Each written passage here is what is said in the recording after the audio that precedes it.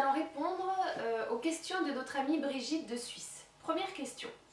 Il existe des adultes ainsi que des enfants qui se rappellent des vies antérieures et peuvent reconnaître un lieu sans jamais y avoir mis les pieds.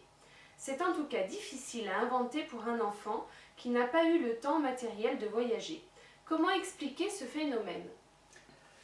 Ce phénomène est facilement explicable du fait que les extensions non seulement restent reliées au soi, qui lui est la synthèse de toutes les vies, en plus de son pouvoir, du potentiel qu'il représente, et chaque extension est liée, de par le fait qu'elle est liée au soi, à toutes les autres extensions. On pourrait dire que le soi c'est le bras et chaque doigt c'est une extension. Bon, ben, ce doigt d'ici est relié à la main qui est le même relié au bras. Bon, on peut dire aussi que ce doigt ici est relié au pouce, lui est relié au petit doigt, mais chacun ayant leur identité distincte tout en étant séparés. Voilà, ils sont séparés, unis à la base, on va dire, ici vers le bas. Donc de la même façon, on va dire que nous sommes comme des plantes. Il y a par exemple des fougères sur la surface, il y a des ramifications. Chaque fougère est unique, mais par le sol commun, chaque fougère est liée à toutes les autres. Donc il n'y a aucun souci pour un enfant par exemple qui rentrerait, parce que c'est arrivé, moi ça m'est arrivé aussi étant petit, bon, ben, on rentre quelque part, on dit ça je connais, ben, tout simplement parce qu'une des extensions est en train de le vivre. Alors c'est assez fort, puisqu'elle est en train de le vivre, ou elle l'a vécu il y a peu de temps, donc c'est encore très fort dans la mémoire animique. Je rappelle pour ceux qui débutent les vidéos, qui ne les ont pas écoutées depuis le début, il n'y a qu'un seul soi, il n'y a qu'une seule âme pour toutes les extensions. C'est-à-dire que je n'ai pas une âme à moi, l'autre extension de mon soi n'a pas une à elle. Nous avons une âme commune, et dans cette âme, on va dire un gros disque dur, et il y a quelques clusters qui me sont réservés, d'autres clusters qui sont réservés à une autre extension, etc. Et on va dire qu'en le faisant exprès, si je veux faire les exercices qu'il faut, si je veux m'entraîner, je peux avoir accès aux clusters des autres extensions.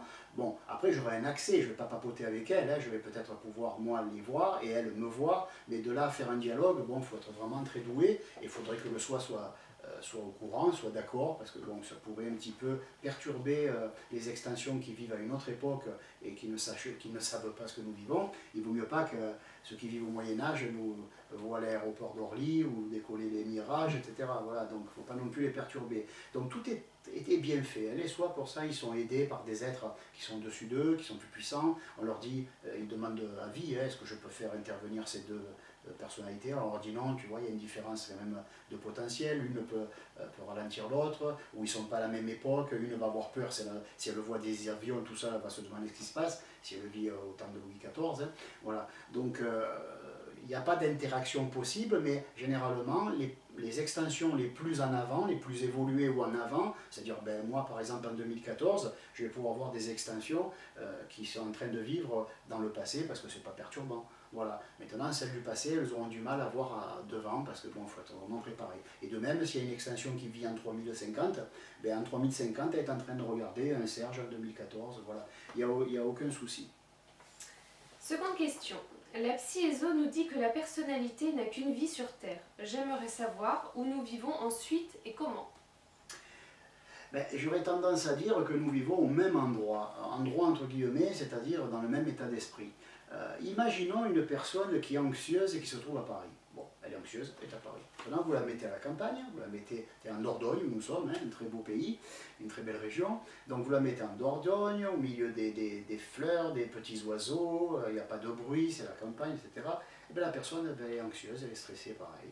Vous la mettez sur la Lune, elle est anxieuse, elle est stressée. Bon, l'état d'esprit que nous avons, nous le menons, c'est notre aura, c'est notre monde, c'est notre monde intérieur et extérieur. Nous vivons le contenu de nos pensées. Donc on va dire que franchement, bon, c'est vrai qu'il faut être sorti une fois de son corps pour réaliser qu'à quel point c'est un sujet qui n'est pas bien compliqué finalement. Mais levons le corps à l'être humain, qu'est-ce qui lui reste? Son esprit, son état d'esprit.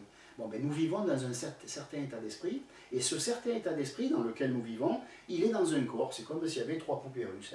J'ai une conscience qui se manifeste par le biais d'un état d'esprit X ou Y, et cet état d'esprit et la conscience qui est moi à l'intérieur, elle est dans un corps. Si on lève le corps, j'aurai toujours ma conscience qui va s'exprimer selon un certain état d'esprit. Donc une fois que nous quittons notre corps et que nous allons, comme on le dit, pour simplifier, de l'autre côté du voile d'Isis, quand nous allons dans l'invisible ou sur les plans supérieurs, peu importe les termes que nous connaissons, De l'autre côté, nous nous retrouvons dans la même ambiance. Si c'est une personne qui vit à la ville et qui aime la ville, de l'autre côté, elle sera dans une espèce de ville, un petit village, on va dire. Si c'est une personne qui aime vivre isolée, elle sera isolée à la campagne ou autrement, ou en pleine montagne. Mais elle sera dans le même état d'esprit. Donc en fait, elle va continuer sur le même état d'esprit. Voilà.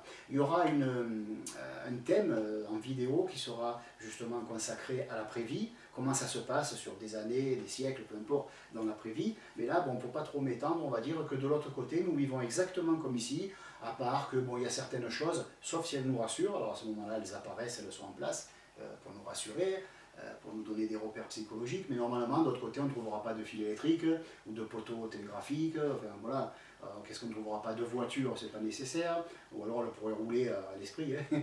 Voilà, donc il y a des chemins de fer non plus, sauf encore une fois si ça nous plaît, ou des vieux chemins de fer avec des locomotives qui font de la vapeur sans problème. Hein. Voilà, tout ça, ça peut être inventé par l'esprit. Nous avons un pouvoir qui est, il n'y a pas de mots pour le quantifier, pour le qualifier. C'est un pouvoir qui est pas colossal, il n'est pas extraordinaire, il est illimité. Donc dans illimité, il n'y a pas de mots pour le qualifier. Voilà, donc notre pouvoir étant illimité, de l'autre côté, nous allons recréer une ambiance, nous allons recréer le même monde. Alors bien sûr, certaines personnes ne pouvant pas être là, alors on se démerde autrement, et ça sera dans la prochaine vidéo qui parlera justement de l'après-vie et comment ça se passe après, complètement, qu'on ne vient plus sur Terre, et c'est terminé. Alors Brigitte, nous te faisons des bisous et merci pour tes questions.